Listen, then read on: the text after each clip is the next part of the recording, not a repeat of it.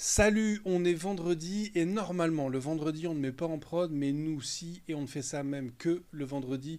Bienvenue dans la mise en prod du vendredi, le format hebdo du podcast IFTTD où on déploie 3 séquences, le bug de la semaine, le hotfix et le rollback. Cette semaine, la Corée du Nord qui déploie 1700 packages piégés sur tous les registres de packages dans le monde, le NIST qui écrit les premières règles de sécurité concernant les agents IA et la question que tout le monde essaye d'éviter, quelles sont les responsabilités qu'on laisse à nos agents d'IA. Allez, c'est parti, on déploie. La semaine dernière, dans la mise en prod du vendredi, nous parlions de la compromission par la Corée du Nord du package Axios.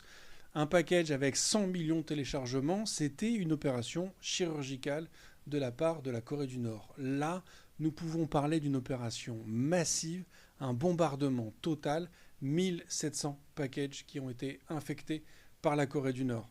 Des chercheurs de sécurité de Socket ont identifié plus de 1700 packages malveillants liés à la Corée du Nord, pas juste sur NPM. On parle aussi de PyPI, de Go, de Rust et de Packagist. 5 écosystèmes en même temps. La campagne s'appelle Contagious Interview et elle tourne depuis janvier 2025. Le principe est toujours le même. Des packages qui imitent des outils de dev légitimes, des noms qui ressemblent à des librairies de logging ou de licensing par exemple. Tu regardes vite fait et ça a l'air legit, tu installes et en fond, c'est un loader de malware qui télécharge un infostealer ou un rat. C'est le même groupe, le UNC 1069, qu'on connaît aussi sous les noms de Blue Noroth ou de Sapphire Slit. C'est celui qui a été derrière l'infection de Axios. Et en parallèle, il mène aussi des campagnes de social engineering sur LinkedIn, sur Telegram et sur Slack, bien évidemment, avec un scénario classique et bien rodé, un faux entretien d'embauche, un lien Zoom ou Teams qui t'envoie sur un domaine piégé. Il y a eu déjà plus de 164 domaines qui ont été bloqués rien qu'entre février et avril. Et donc ce bug de la semaine, c'est ce qu'on appelle une supply chain attack. C'est là une opération militaire avec un budget, une stratégie et un pays derrière aux commandes.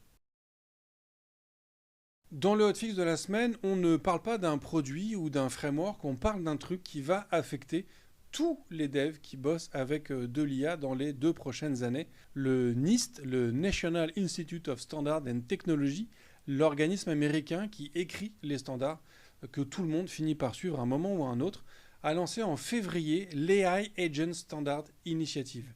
Et en avril, ils sont en plein dedans. Des listening sessions avec l'industrie sur la santé, sur la finance, sur l'éducation. Des concept papers sur l'identité, sur l'autorisation des agents. Des appels à commentaires sur les menaces. Pourquoi c'est important ? Parce qu'aujourd'hui, un agent IA peut bosser tout seul pendant des heures. Il peut écrire du code, il débug, il gère des emails, il navigue sur le web, il passe des commandes. Et la question que personne ne pose, ou en tout cas peut-être pas de manière suffisamment profonde, c'est de qui est cet agent, quels sont les droits qu'il a, et surtout comment est-ce qu'on va révoquer son accès si jamais ça dérape. Et donc le NIST est en train d'essayer de répondre à cette question sur 3 axes. Le premier axe, c'est que ces agents devraient avoir une identité propre. Ils ne devraient pas hériter du credentials de celui qui l'a créé, mais avoir leur propre credentials. Le deuxième axe, c'est sur l'autorisation. Qu'est-ce qu'un agent a le droit de faire et comment on le contraint ? Troisième axe, c'est l'interopérabilité. Comment est-ce que des agents de différents systèmes vont pouvoir communiquer entre eux de manière sécurisée ? Ce qui est intéressant, c'est que le NIST traite le problème d'injection de prompt et il le traite non pas comme un problème de qualité de modèle, mais comme un problème de contrôle de sécurité. C'est une question d'architecture et pas seulement d'entraînement. Ce qui est donc important, c'est que pendant que tout le monde s'amuse à créer des agents, NIST, eux, construisent les règles du jeu. Historiquement, quand NIST écrit un standard, ça finit dans des certifications type SOC 2 ou des certifications ISO et donc bien évidemment dans les appels d'offres. C'est pas forcément sexy, mais c'est ce qui définit ce qui est autorisé ou non. C'est donc une démarche hyper importante de la part de NIST qu'il faut suivre de près, qui va impacter énormément de choses et qui, on l'espère, va apporter beaucoup de sécurité et de fiabilité dans tous ces systèmes. Le rollback de la semaine, c'est une question simple, mais une réponse pas si évidente. Qui contrôle ce que tes agents ont le droit de faire ? Selon Microsoft, plus de 80% des entreprises du Fortune 500 déploient déjà des agents IA actifs. Des agents qui accèdent à des API, qui accèdent à son calendrier, à son Slack, à son repo GitHub et à sa base de données. Et dans la plupart des cas, ces agents héritent des droits de l'utilisateur qui les a lancés, comme un sudo permanent.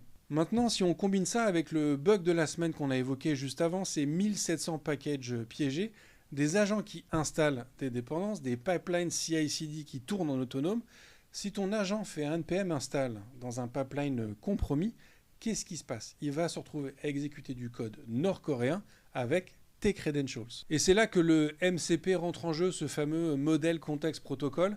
C'est le standard qui définit comment est-ce qu'un agent peut accéder à un outil et comment est-ce qu'il peut accéder aux données, qu'est-ce qu'il a le droit de lire, qu'est-ce qu'il a le droit de chercher et du coup aussi qu'est-ce qu'il a le droit d'écrire. C'est ce qui va permettre de pouvoir poser des règles strictes sur ce à quoi un agent va avoir accès, que ce soit en droit de lecture, d'écriture ou de suppression, mais aussi sur la volumétrie de ces appels-là pour éviter de l'exfiltration de données de manière massive, par exemple. Et donc, donner des outils à un agent sans framework de confiance, c'est un peu comme donner un admin Intune à un stagiaire qui n'aurait pas de MFA. On a vu ce que ça a pu donner chez Stryker il y a quelques semaines. Donc, le NIST pose des règles, le MCP va pouvoir poser l'infrastructure, et ça va être à toi de choisir à quoi ton agent a réellement accès. Car la responsabilité, elle restera toujours bien évidemment sur un humain et donc sur nous bien évidemment en tant que développeurs et développeuses. Nous l'évoquions dans l'épisode de cette semaine avec Julien Lépine, le directeur technique d'AWS. C'est bien à nous de s'assurer du contrôle, de la vérification et de la validation de tout ce qui est produit par ces systèmes et de bien contenir tous ces droits qui sont faits. Le NIST est justement en train de mettre en place tout un framework pour la garantie de ces droits-là. Donc à suivre tout ça de près et surtout garder, nous, notre responsabilité dans ce métier-là. Je vous souhaite une très bonne fin de semaine. Je vous dis à la semaine prochaine et d'ici là, codez bien.